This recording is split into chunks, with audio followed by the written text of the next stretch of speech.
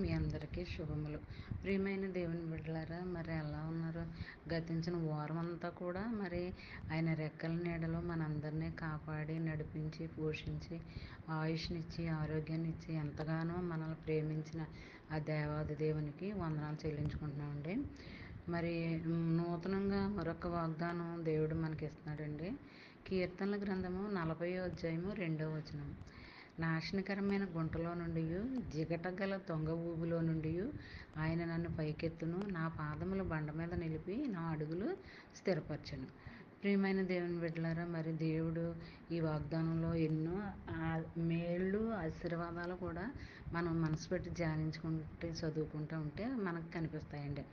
మన పాదాలు అంటండి స్థిరపరుస్తాడంటండి. మనం ఎక్కడికి వెళ్ళినా దాన్ని స్థిరపరిచేలా చేస్తాడంటండి. అంతే కదండి, మన అడుగులు బండ మీద నిలుపుతాడంటండి. మరి అలాంటి దీవెన ఆశీర్వాదాలు మనం పొందుకోవాలని మనం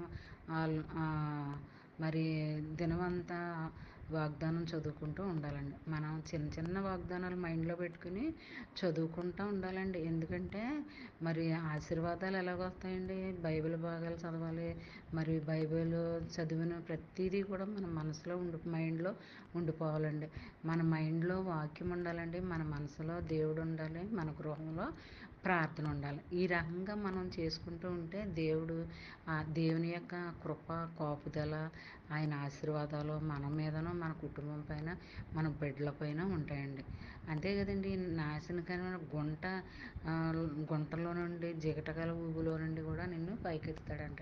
ఇక్కడ గుంట, నాశనకరమైన దొంగ ఊబి ఇవన్నీ కూడా ఒక సాదృశ్యంగా చూపెడుతున్నాడండి. మరి మనకున్న బాధలు బలహీనతలు సమస్యలు వాటిని అన్నిటి నుంచి కూడా మనల్ని తప్పిస్తాడనమాట అండి. తప్పించి మన పాదాలు స్థిరపరుస్తాడంటండి. మనం స్థిరంగా లేమనుకోండి, మనల్ని స్థిరపరుస్తాడనమాట అండి. మన ఉద్యోగం లేదా వ్యాపారం లేదా ఏ పని లేకుండా మనం అలా ఖాళీగా ఉండిపోయామా, కానీ దేవుడు మాత్రం మన పట్ల కనికరాన్ని చూపించి మనకి ఒక ఉపకారం అనేది చేస్తాడండి. మరి ఎప్పుడు కూడా మనం ఆయన మీద ఆనుకుంటే మనం ఆయన మీద ఆనుకుని ఉంటే ఆయన మన పని చేయటానికి పూనుకొని ఉంటాడు అనమాట అండి. ఎప్పుడు కూడా మరి ఆయన కొరకు జీవిస్తూ ఉండాలి. ఆయన వాక్యాలు చదువుకుంటూ ధ్యానించుకుంటూ దినదినము కూడా మరి ఆయన సన్నిధిలో గడిపే అవకాశం టైం మనకు లేనప్పుడు మనసులోనే ధ్యానించుకుంటూ ఉండాలండి. మరి ఈ దినమంతా ఈ వాగ్దానం ఎత్తుపట్టుకుని ప్రార్థన చేయాలని కోరుకుంటూ ఆమేన్. God bless you.